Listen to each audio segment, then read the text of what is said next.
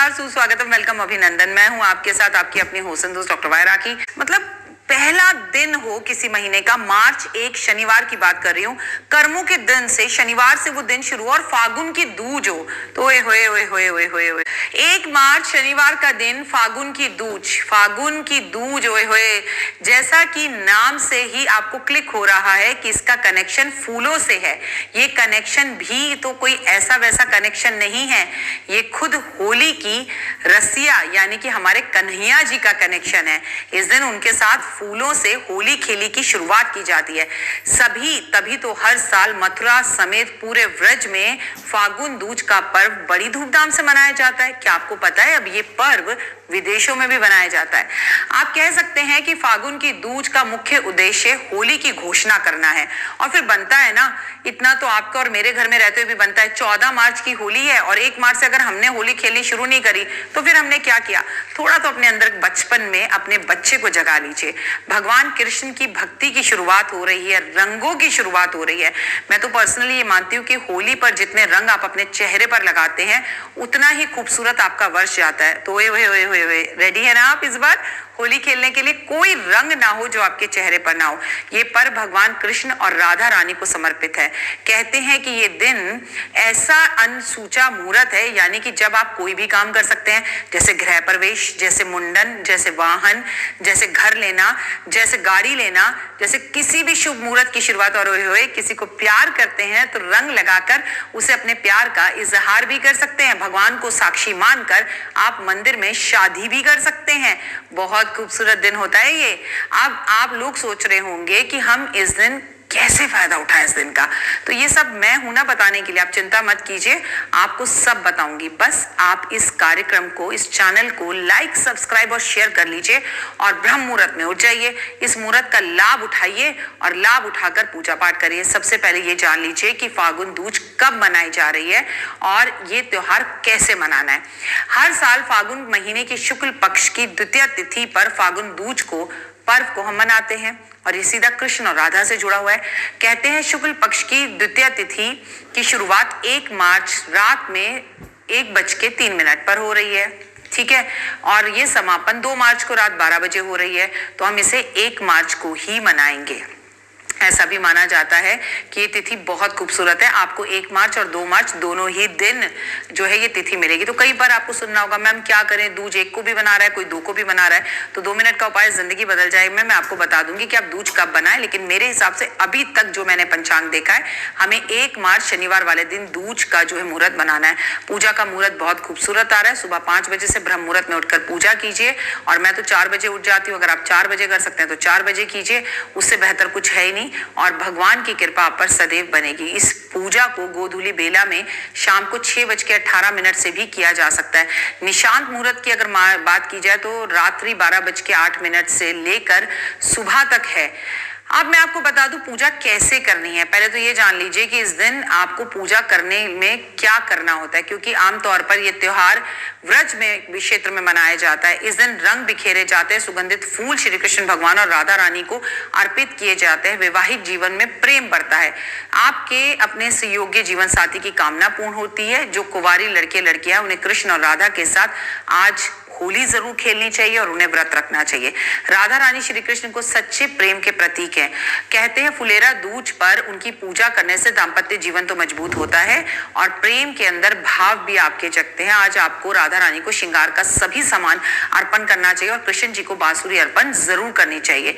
फुलेरा दूज वाले दिन, इस दिन ब्रह्म मुहूर्त में उठकर स्नान आदि कर सूर्य देव को जल अर्पित कर श्री राधा कृष्ण जी को गंगा जल, दही, दूध, घी, शहद से अभिषेक कर उनकी मूर्ति को स्नान कराकर राधा कृष्ण की तस्वीर पे गंगा जल के छींटे मारकर राधा रानी को नए वस्त्र यानी कि लाल या गुलाबी या पीले रंग के वस्त्र, केसरिया रंग पहनाएं और श्रृंगार करें भगवान का। चौकी पर लाल कपड़ा विराज कर उस पर उनकी सुंदर सी तस्वीर या मूर्त रखें और उस पर फूल अर्पण करें, जोत जलाएं, नैवेद्य अर्पण करें, धूप, दी, अक्षत और कई चीजें अर्पित करें और मौसम के फल अर्पण करें। राधा कृष्ण को मक्खन मिश्री का भोग लगाना बिल्कुल ना भूलें। और सबसे ऊपर है खीरा, खीरे का भोग जरूर लगाएं। तुलसी दल अर्पण करें और उनके सामने बैठकर श्रृंगार की राधा रानी को सभी वस्तुएं देकर उनके आगे घूम घूम कर उन्हें सिंदूर लगाकर, उन्हें तिलक लगाकर, उन्हें गुलाल लगाकर, अबीर लगाकर उनके आगे अपनी कामना को बोलें। फुलहेरा दूज पर एक पौराणिक कथा मानी जाती है कि एक बार श्री कृष्ण ने बहुत दिनों तक राधा रानी से मिलने नहीं जा पाए। राधा रानी के साथ ही गोपियां भी इस बात को लेकर काफी दुखी हो गई और उनके मायूस होने से आसपास की प्रकृति पर दिखाई देने लगा, पेड़ पौधे, लताएं, पुष्प, वन सब सूखने लगे।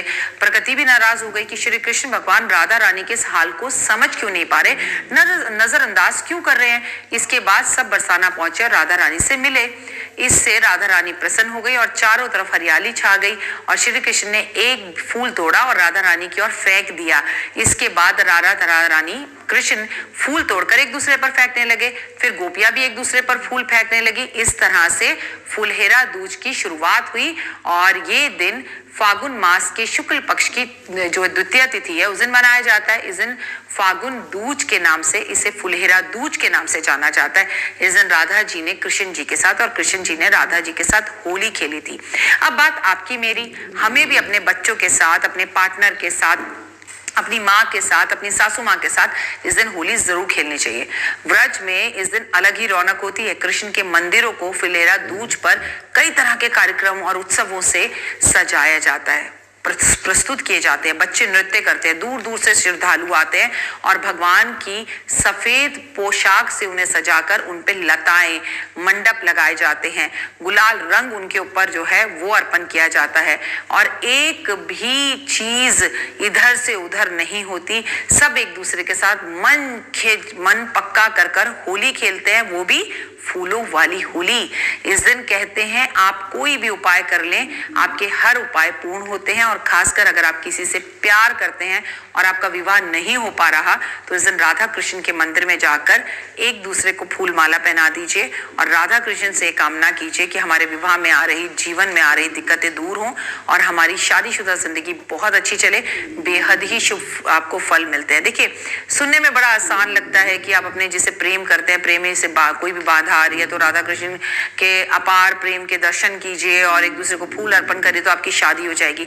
कई बार पहाड़ वो काम नहीं कर पाता जो छोटा सा तिनका कर पाता है। एक छोटा सा तिनका अगर मैं आपकी आंख में डाल दूं तो आप मचल जाएंगे और एक बड़ा सा पहाड़ देखकर भी आप डरेंगे नहीं।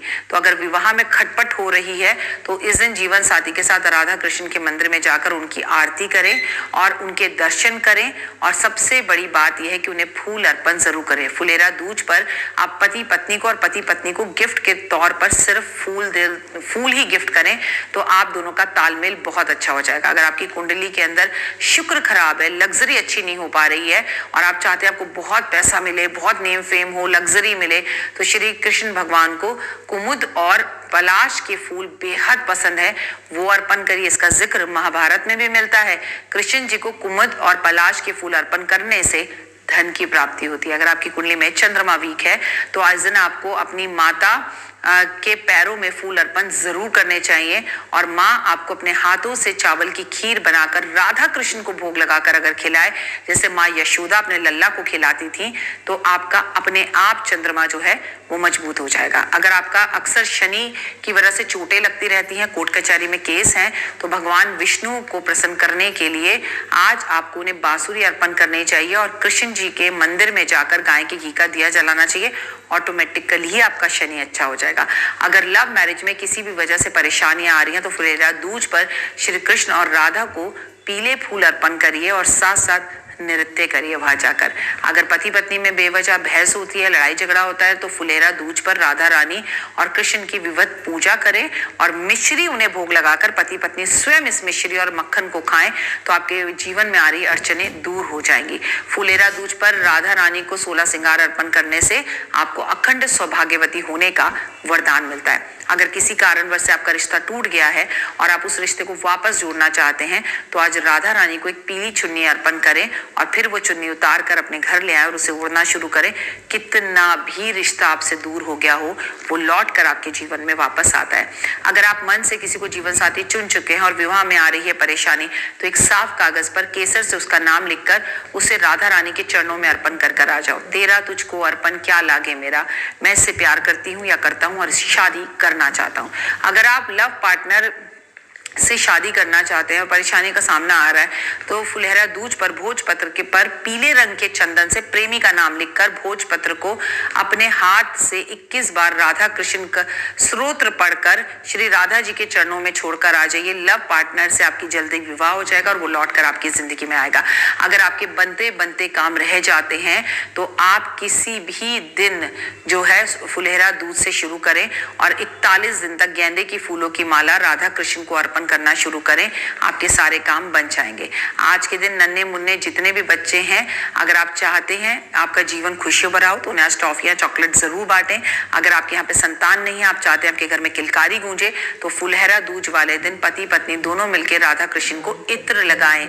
यकीन मानिए और संतान गोपाल मंत्र का पाठ करना शुरू करें। 1 वर्ष के अंदर अंदर आपके घर में संतान हो जाएगी।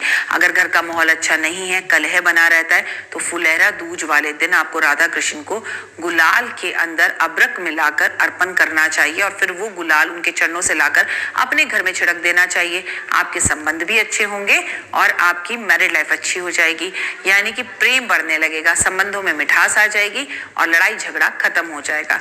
आप एक दूसरे को प्रेम से आज गले जरूर लगाएं, यानी कि जादू की झप्पी जरूर दें जिससे आप प्यार करते हैं। मेरे चैनल को लाइक सब्सक्राइब शेयर जरूर करें। आपसे जल्द मुलाकात होगी। फिलहाल के लिए जय माता दी, God bless you, have a great day, have a great year. 1 मार्च फुलहरा दूज, ओए होए।